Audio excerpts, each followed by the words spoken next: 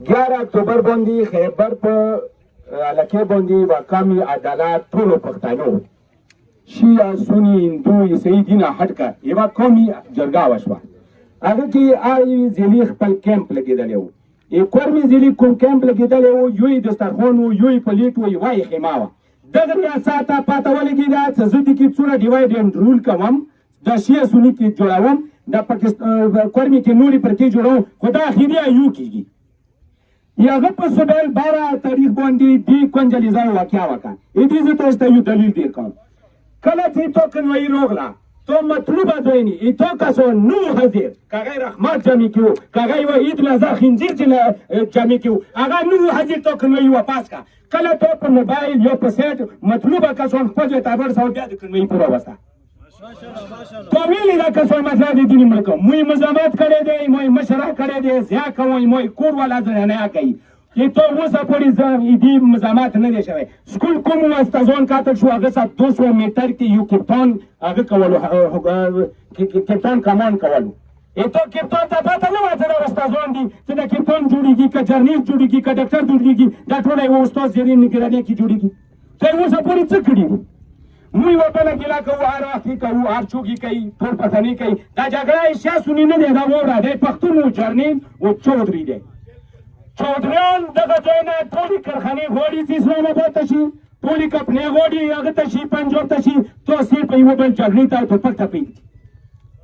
کله رنګ سکول باندې کله د خو خبره مې دا کوله چې استاد ته 80,000 1 लाख نه پورته تنخوا میلاویږي استاد ګورنمنټ والا خپله ډیوټي نه کوي ډاکټر خپله ډیوټي نه کوي کلینیک کې مطلب نه کوي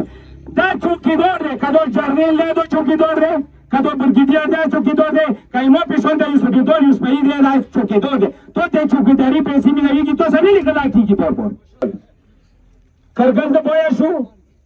سیچین د بایا شو بنگال بایا شو کشمیر بایا شو بنگال بایا شو یخیا زمانه وه کشمیر بایا شو باجوه زمانه وه سیچین بایا شو نو کرګل د مشرف زمانه وه ته ما ته وښیه یوه د غریب پښتونه چې دی والا کا بایا شوي دي اوس د کوم کاندیدان ولګولو اعلان دې درته ولګولو که هغه په ترې دی هغه یې کورمې خبره دی که په مقبولو دی کورمې خبره دی ډیمانډ دی چې کوم هغه دی لکیره دی هغه هلته پاتې شوه تو مطلب یې چې کاندیدان نن پاکستان در کام کړلو نن راوتلي ریاست خپله ذمهداري دی ډي سي کوروم ته کوم حیثیت د ټولو طالبانو سکینې تو په ټول وایرل نه کېږي روزانه تو مو کسو ته طالب سکینې تو دی T T P مو دپاره T T P آباد دی مو دپاره افغان طالبان افغان کې څوک طالب جنګي کې هغه آباد دی پاکستان کې کوم طالب جنګي مو څه ګوډ بیډ نشته دي چې څوک آباد دی هر چا دپاره آباد دی کورمې کې شیعه سني نشته دي دا ما خبره ضروري واورو دا توخته کوي روزانه د پولیونو کار کوي بله خبره ما یو باوري کړې وه پولیو کتري ته ما لاسو کولو کې وی الکتي کې یو سړی ګډ شي یو خپې نه مزور شي یو لاس نه مزور شي یا هغه هم داسې شته دی روزانه دغه روډ باندې کتل کېږي دغه هم څه نشته پولیو به نه چلو خدای مې مو ټول نسلونه پولیو نه ډال شي ویلي مطلب یې دا دی پولیو نیتو ته ډنډه رسي پولیو نیتو وړې امریکا پټې کوزیدانې شي چې تاسو پولیو کلیئر سرټیفیکیټ نه وي یوم ولایت کوم غواړي عوام ته تنخوا خالي تنخوا پورې محدود شه عوام یو طاقت دی خدای پسې دویم طاقت عوام دی دا ته هیڅوک نشته شیعه سني دا یوې چترۍ لاندې یو موږ هلته عیسایان نشته موږ هلته هندوان نشته دي شیعه سنیان دا په مشترکه په خپل جهدي دا پاکستان جوړ کړی دی دا پاکستان د ټوله وروره چلیږي چې عوام بیدار اوس یې ته په ټولو طریقو موږ پوه شوي یو کله هلته پرېښن کله دلته پرېښن نه د وزیرستان پرېښنو نه د پېجاور پرېښنو نه د دیر پرېښنو کله یو وایي کله بل وایي نو د کورمې تملیت اړینې ده یوه خبره دې زموږ مخته نه منو یوه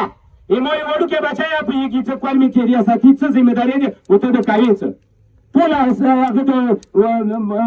هغه د ضایع کړله ویل د ضایع کړله بې ځایه هغه کې تو اصل دشمن څنګه مسلمانو اصل دشمن یهود اندسې پاکستان اصل دشمن ازادي دشمن تو انډیا دی انډیا دپاره تیاري ویلې نه کوي ټولو ملکو توپک خولې دشمن ملک ته دي یې صرف یمو پاکستان ریاستي دی توپک خولې هغه په عوام دی ډېره مننه